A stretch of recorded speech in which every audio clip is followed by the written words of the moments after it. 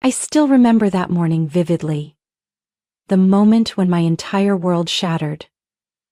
If someone had told me that a heart could break from just a few words, I would have never believed it.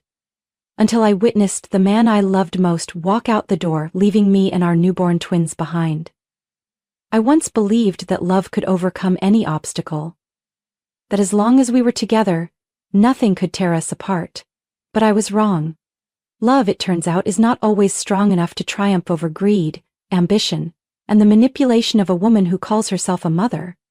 That was the day I realized that my children and I had never truly belonged in his world. I met Daniel on an autumn afternoon when golden leaves covered the small streets of New York. I was an interior designer, newly moved to the city in search of opportunities after graduating from college. As for him, Daniel Montgomery, he was the heir to the Montgomery & Co. real estate empire, a powerful family that owned luxury properties stretching from Manhattan to Los Angeles. But I didn't know any of that when we first met by chance at a small cafe on the side of the street. Back then, Daniel was just a charming guy with a warm smile and bright blue eyes that sparkled when he looked at me. Not a man carrying the weight of an entire dynasty on his shoulders. We fell in love quickly, the way young couples often do when they are filled with passion and hope. Daniel wasn't like other wealthy men. He never flaunted his money, never acted distant or arrogant. Instead, he was kind, gentle, and made me feel like I was the only person in his world.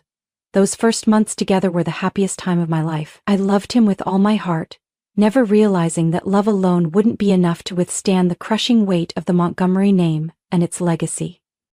When I became pregnant, Daniel was overjoyed.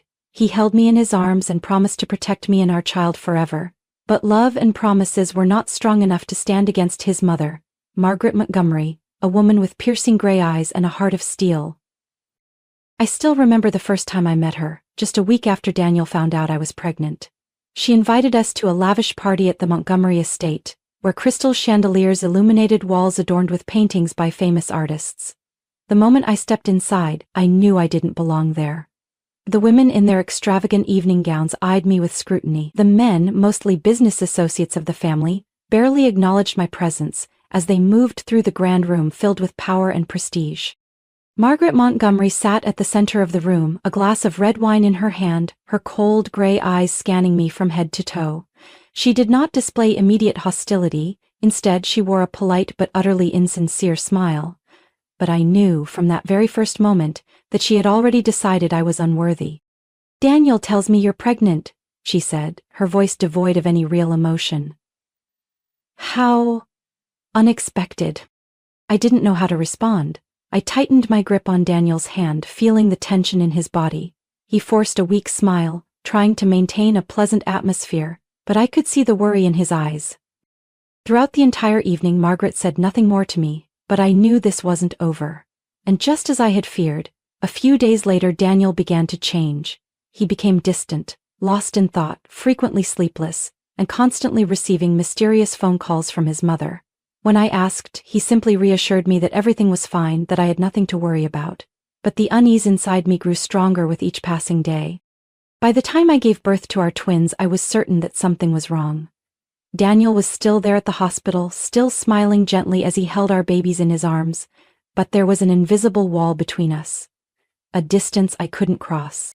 And then, on that fateful morning, I got my answer. Daniel stepped into our small apartment, his eyes hollow, his shoulders heavy as if he were carrying an entire mountain on his back.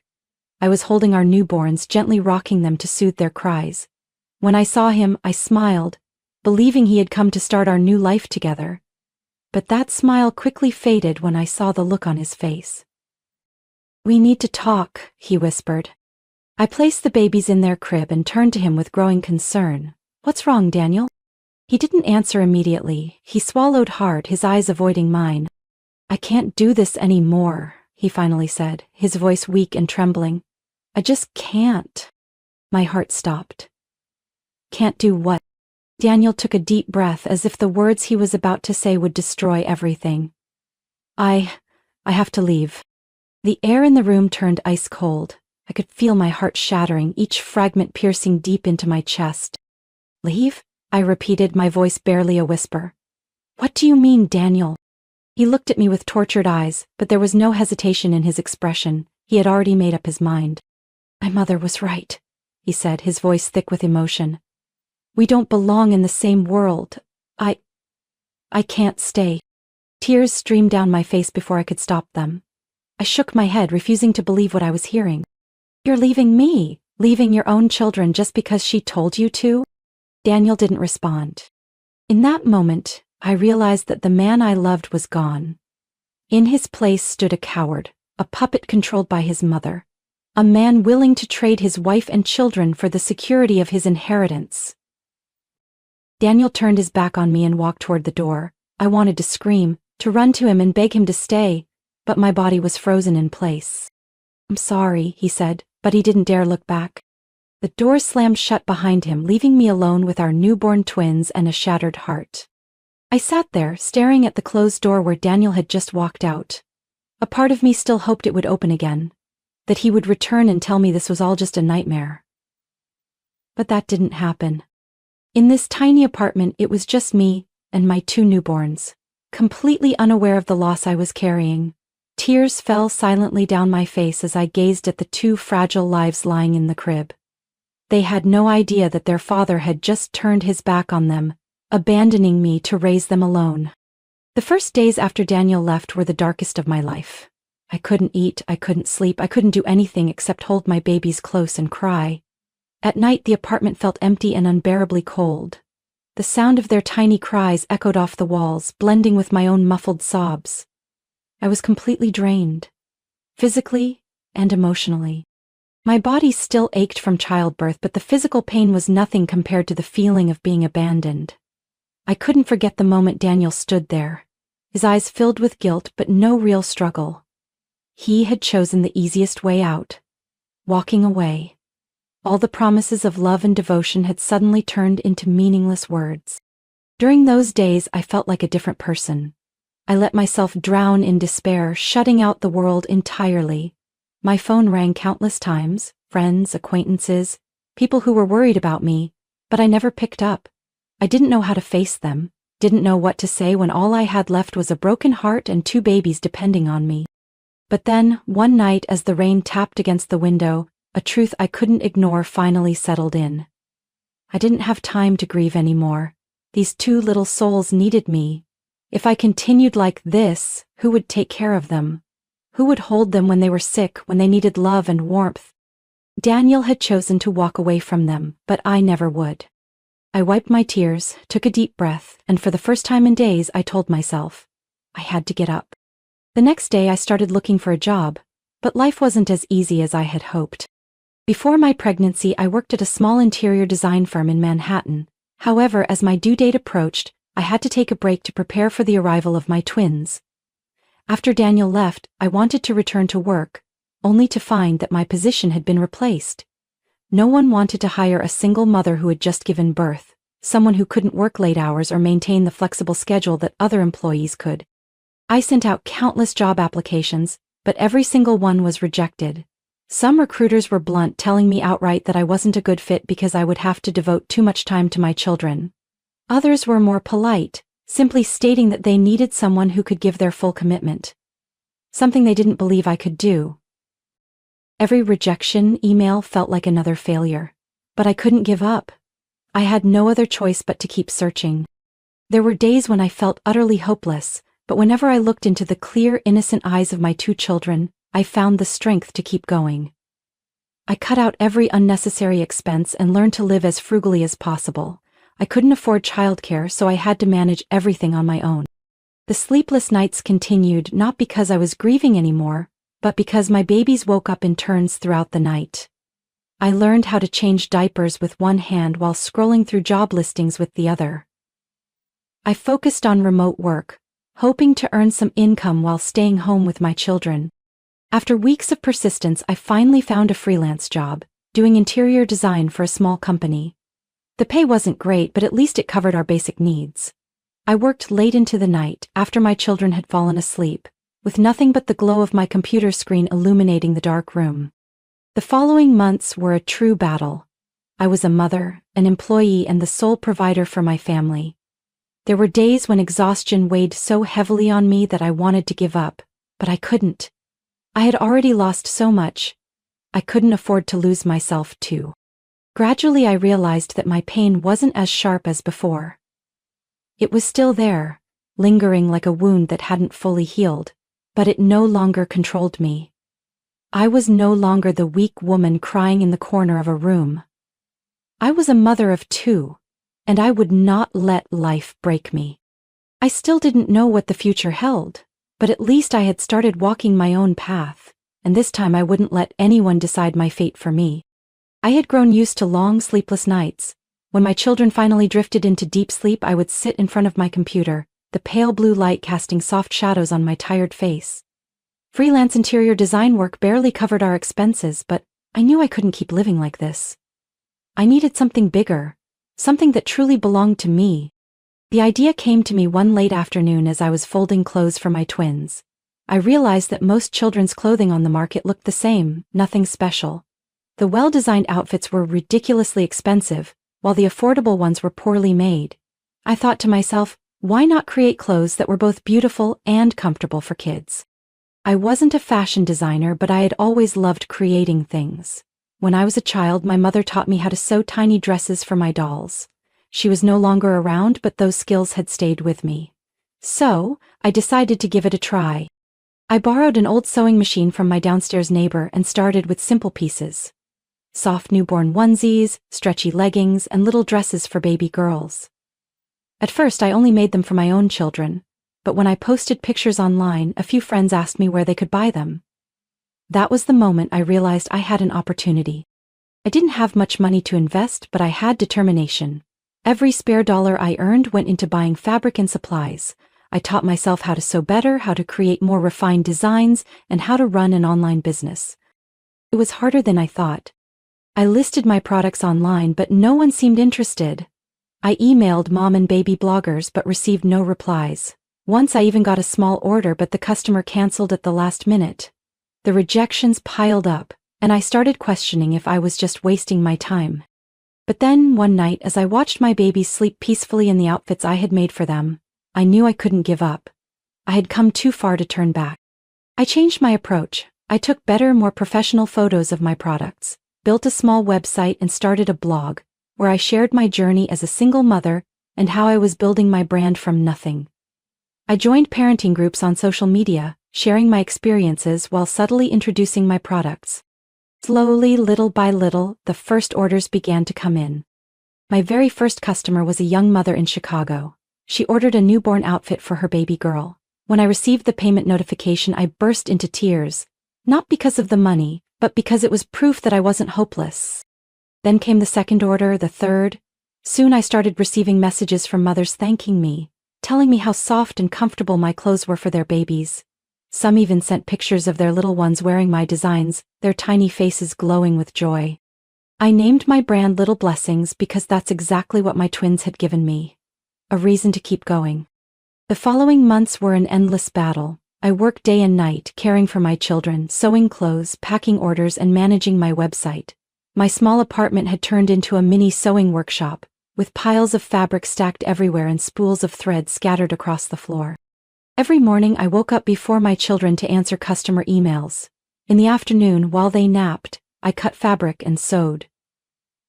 At night, when everything fell silent, I stayed up learning about marketing, advertising, and brand development. I was exhausted, but I had never felt more alive. Then one day something unexpected happened. One of my posts went viral on social media. A well-known mom influencer on Instagram shared her love for Little Blessings, praising the quality and elegant design of my products. Overnight, my inbox was flooded with messages and orders skyrocketed. I couldn't believe my eyes. I had to call a friend to help me pack shipments because I couldn't keep up with the overwhelming demand. I quickly found a small local workshop to help produce my most popular designs. In just 6 months, Little Blessings had transformed from a small online shop into a well-established name in the children's fashion industry. I was no longer just working to survive.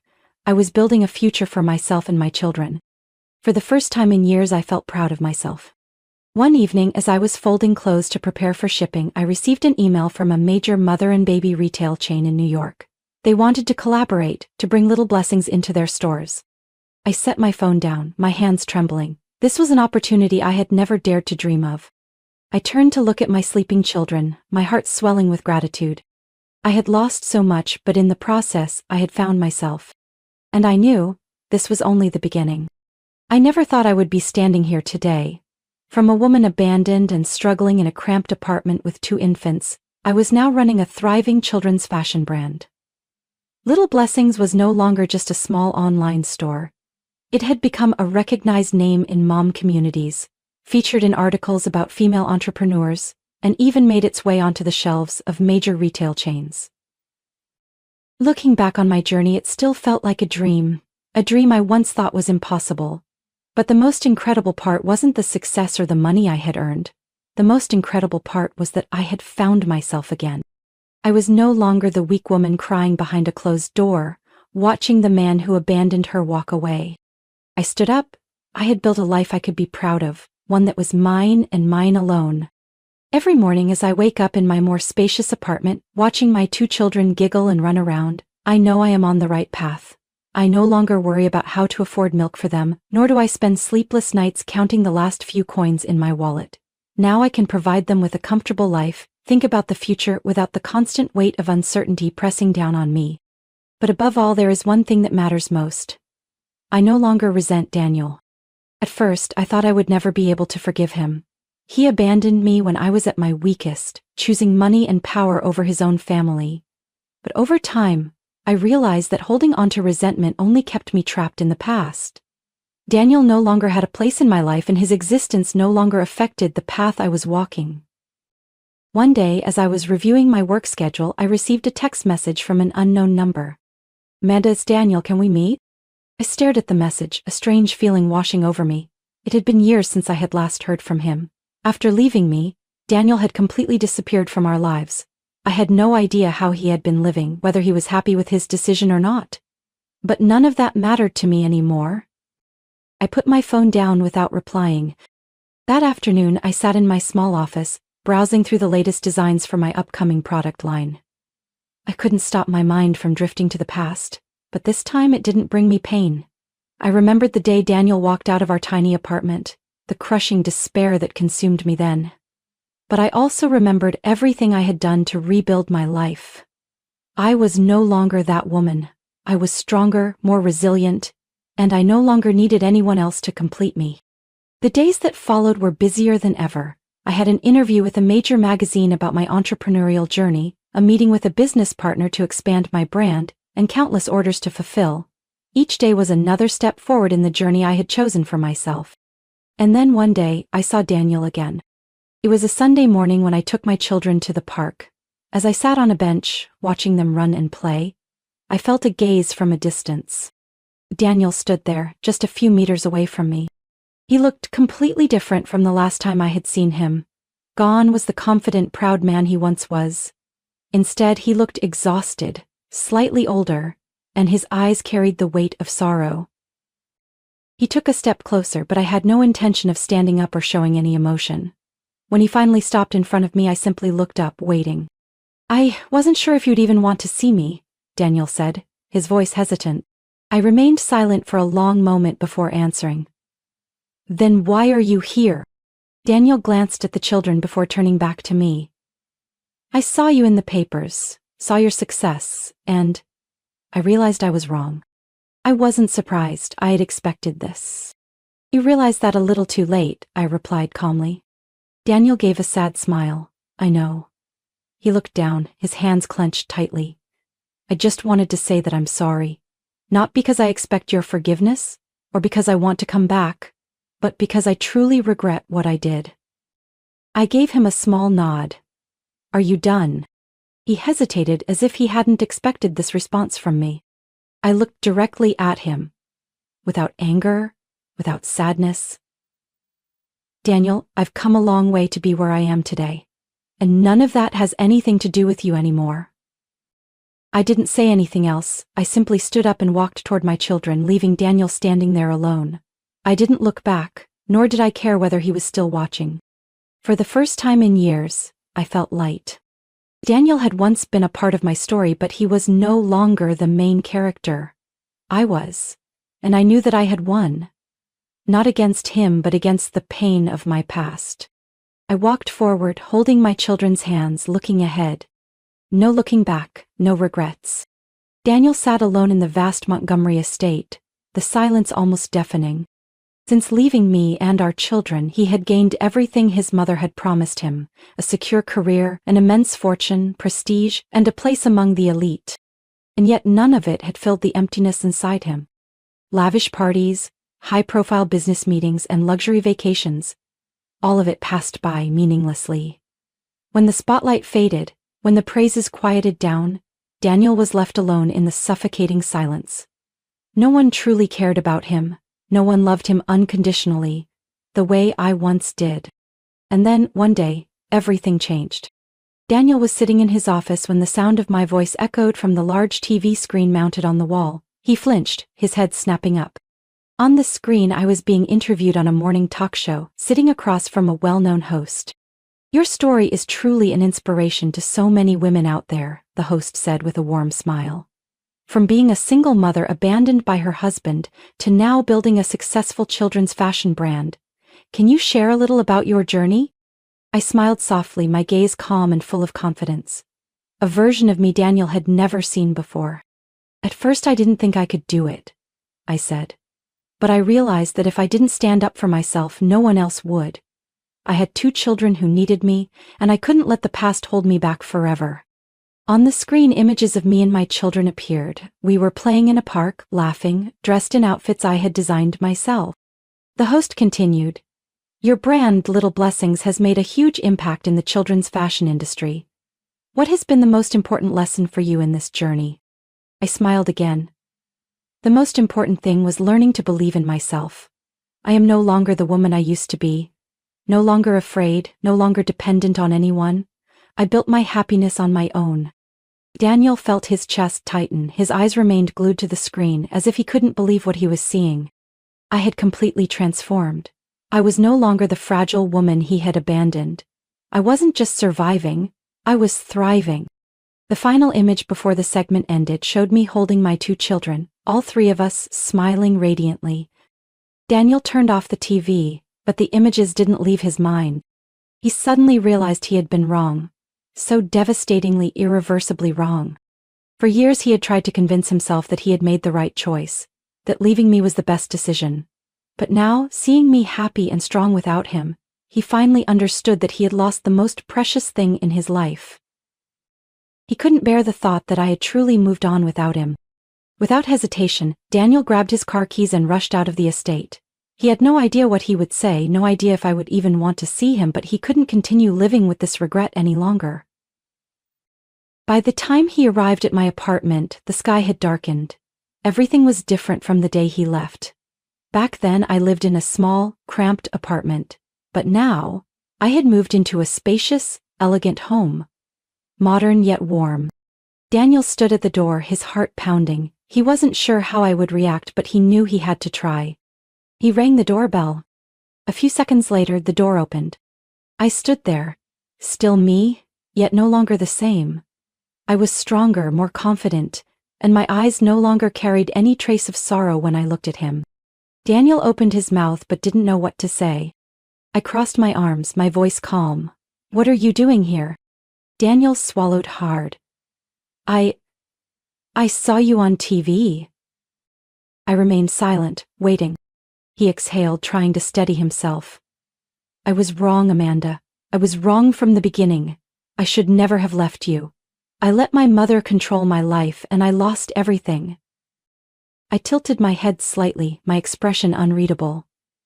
"And now you realize that?" Daniel nodded, his eyes filled with regret. "I know it's too late, but I need you to know that I truly regret it. I don't expect you to forgive me, I don't expect another chance. I need you to know that you were the only person I ever loved." I looked at him for a long moment before replying softly, "Daniel, I don't need that." He froze. "What?" I smiled, but it wasn't a soft smile. It was a smile of liberation. "I don't need to know whether you loved me or not. I've moved on. I've built a life that I'm proud of, and you are no longer a part of it." Daniel stood frozen, as if he had finally come to terms with the truth. I continued, You chose your path a long time ago, and so did I. Now I'm happy, and I don't need a painful past coming back to disrupt my life." Daniel lowered his head, his eyes filled with sorrow. He knew he couldn't change the past. I took a deep breath and spoke softly. "Take care of yourself, Daniel." Then I closed the door. Daniel stood there for a long moment, staring at the closed door in front of him. A light breeze passed by, carrying a deep sense of loss with it. He had everything, then lost it all. And this time he knew there was no getting it back. Daniel remained standing outside, motionless before the door that had just shut in his face. A part of him wanted to knock again, to beg for a chance, but deep down he knew it was pointless. I was no longer the woman I once was, the woman who had pleaded through tears for him to stay. I had moved on. I had built a life without him, and Daniel was finally forced to face the reality that he had lost everything. He turned away, his steps heavy as he walked out of the apartment complex. A sharp gust of cold wind slipped through his coat, but he didn't even notice. His mind was empty, except for the echo of my words ringing in his head. "You are no longer a part of my life." Those words cut through him like a knife, but there was no one to blame but himself. By the time he returned to the Montgomery estate, the grand mansion loomed against the night, its golden light spilling through the towering windows. It was still as magnificent as ever, still a symbol of power and status. The very things he had chosen over his own family. But tonight all Daniel could see was how empty and lifeless it felt. He stepped into the vast foyer, where the scent of oak wood and his mother's expensive perfume lingered in the air. Everything was perfect. The intricate Persian rugs, the oil paintings on the walls, the carefully placed luxury furniture. But there was no warmth in any of it. Margaret Montgomery sat in her usual armchair, swirling a glass of red wine in her hand. When she saw her son walk in, she didn't look surprised. "Where have you been?" Her voice was as cold as ever. Daniel didn't answer right away. He shrugged off his coat, placed it over a chair, and walked to the bar, pouring himself a glass of whiskey. "I went to see Amanda," he finally said, his voice hoarse. Silence filled the room for a few moments. Margaret set down her wineglass and let out a long, unimpressed sigh. "I suppose you've realized that you no longer have a place in her life." Daniel turned to her, his gaze dark. "You knew?" She smirked. "Did you really think a woman you abandoned would sit around waiting for you forever?" Her words made Daniel tighten his grip around the glass. "You say that as if this wasn't your fault." Margaret let out a small chuckle, but there was no warmth in it. "My fault?" "Daniel, I simply guided you toward the path you were born to walk. You are a Montgomery heir, not some ordinary man with a small, forgettable family. I gave you everything." Daniel scoffed bitterly. "Everything? You really think I have everything?" He slammed his glass down on the table, the liquid spilling across the polished wood. "I have money. I have a career. I have power. But do you know what else I have? Emptiness. Every morning I wake up in this mansion and walk into an office full of people who don't respect me for who I am. They respect me because I'm a Montgomery. I'm surrounded by people, yet I've never felt more alone." Margaret said nothing, her expression unreadable as she watched her son.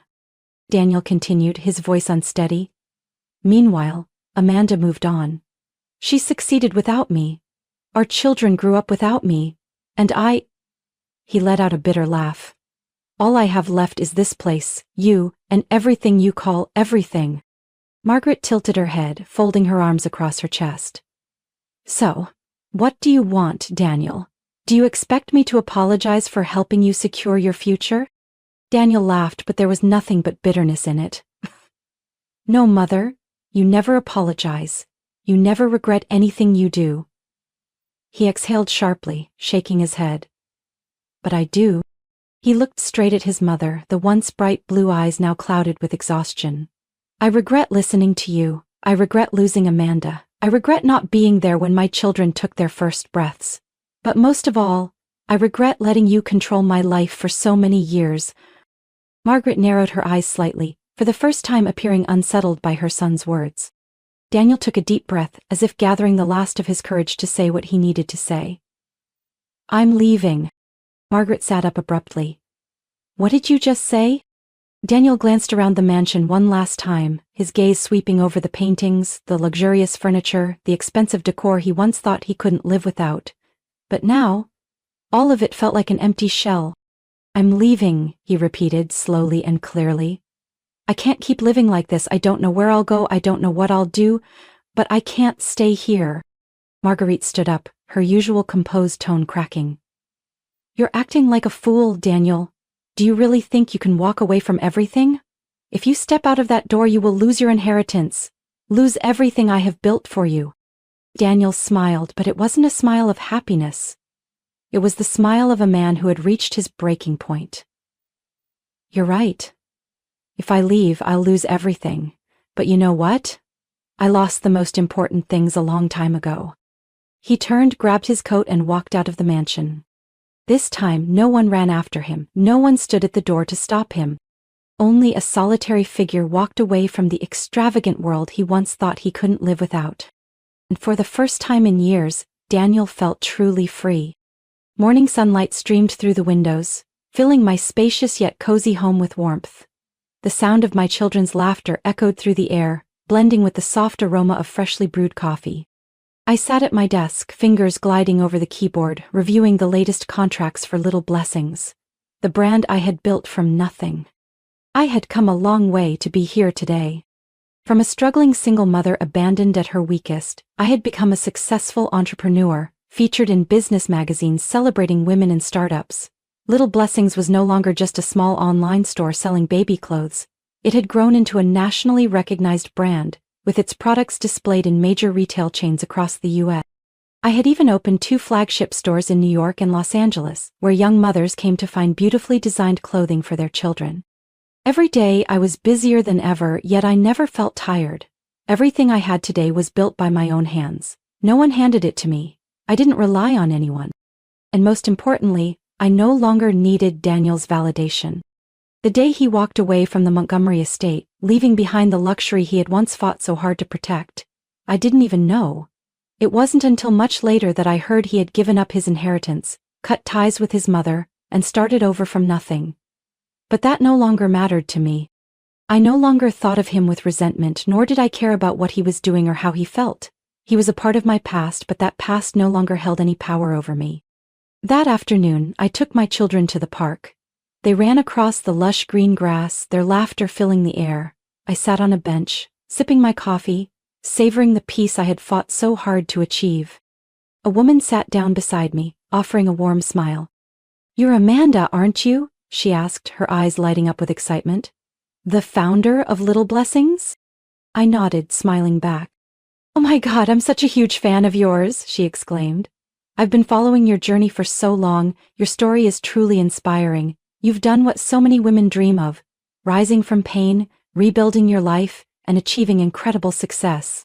Her words took me by surprise, but a warmth spread through my heart. "I just did what I had to do," I replied. "I refused to let my circumstances define my future." The woman nodded, smiling. "Thank you for sharing your story. You've given strength to so many people." I watched as she walked away, my heart full of emotion. I had never thought my story could inspire others.